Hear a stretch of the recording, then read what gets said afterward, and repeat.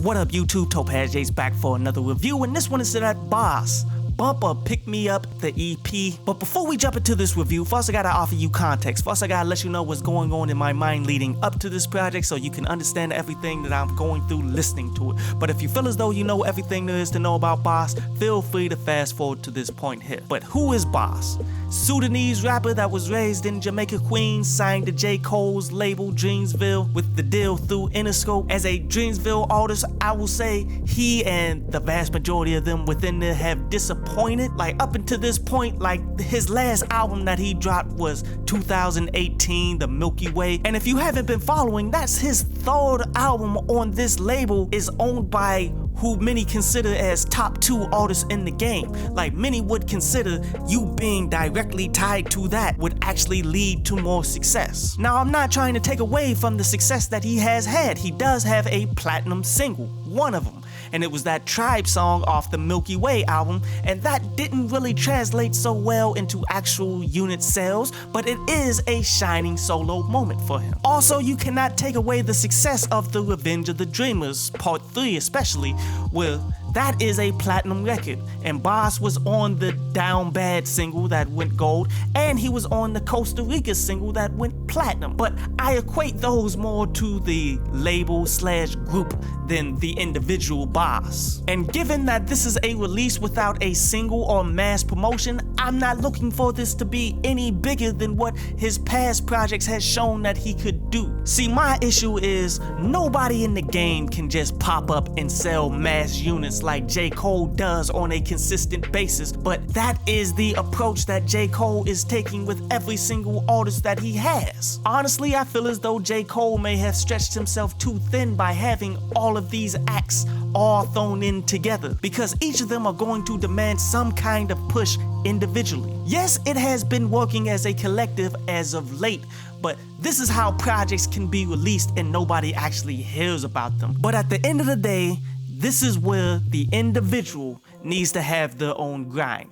Like if it was up to Jay-Z, then Kanye wouldn't be the Kanye that we see him as he is. As we seen with his Genius documentary, like he's out there doing his own thing regardless of what the label does for him. And that's what I need to be seeing more and more from not just Boss, but everyone else that's within Dreamsville. As this Bump or Pick Me Up EP, it comes off a lot like the last Dreamsville project that just came, which seems to be more of a revitalization of what mixtapes once was. And again, I worry about this because mixtapes were dying, or actually was dead, for a reason, and it's because labels refuse to pay you for it. Labels will not count these as anything towards your deal. I'm hoping that J. Cole actually has a plan here rather than just dropping music that is going to continue to keep them underneath this label deal. But ultimately, I am somewhat excited to hear something new that he has to bring to the table, but I'm not foreseeing it being the next thing that's going to push the game forward. And now I bring you the EP review of Bump or Pick Me Up. And this project is exactly what I believe that it would be. Nothing impressive. I like that Boss is attempting to go in a different direction musically, but it more comes off as getting different beats rather than revamping his entire skill set for the better. There comes a point where this game becomes you gotta evolve or you die. And this being an EP released after your first whole trilogy in the same record label, I feel as though Boss have reached that point for all of the people out here that's been following him but isn't getting the promotion needed to bring in new audiences. So therefore, he's gotten to a weird middle area. As we're gonna go over every single song because there's only 4 of them on here. So let's start from the beginning. Eyes on You.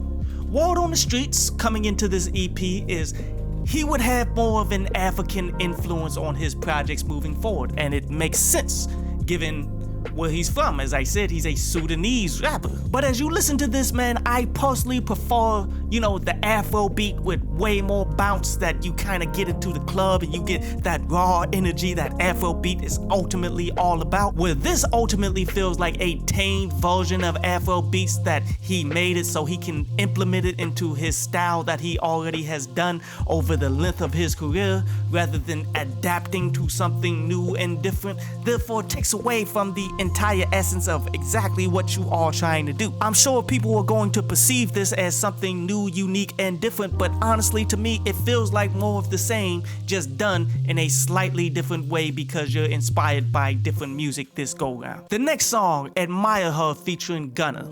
As this has all of the elements of, say, a Ty Dolla $ign song, where they're going back and forth speaking about the women that they just love to be around. And I feel that though, because I be around some baddies too, dude.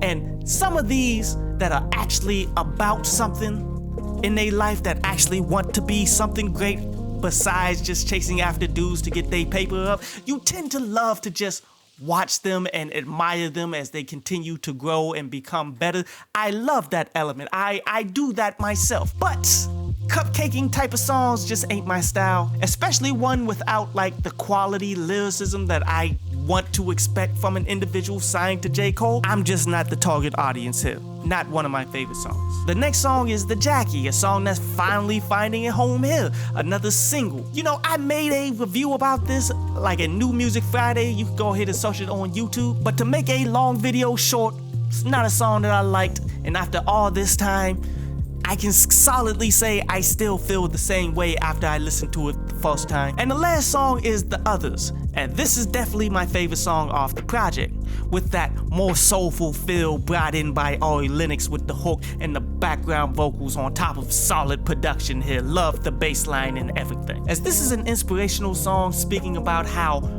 you should be thankful for things that you have, even in these trying times that we are in right now, where things are continuing to get difficult. And I feel that 1000%, man. I mean, there are people that's not living today to actually be able to take advantage of these advantages that you do have. You just gotta be about your own, man. Overall, I feel as though this song really came into the clutch, because this project leading up to that really felt uneventful. Remember that you'd rather have something that's absolutely terrible, like say a Kanye West Yeezus, because at least that leaves a mark on people, rather than a project that is ultimately forgettable. This was walking that line of, okay, I listened to it, I won't be able to remember a single song off of this project by tomorrow. While if you drop a terrible project, people make lists about who made the worst projects of that year. People remember that. And that's what you need in order to continue to drive people your way. But with the addition of The Others, it makes this project worth a listen. You can get one song off of this for a playlist, but really nothing much more than that. It's hard to not have elevated expectations because we all know who he's associated with, but if you can temper those expectations, you can come out of this with a positive impression. Overall, I'ma give it a 5 out of 10 because one of the songs I already knew. The other two songs, I'm really not feeling them. I'm only getting one track here, but that one track was pretty solid though.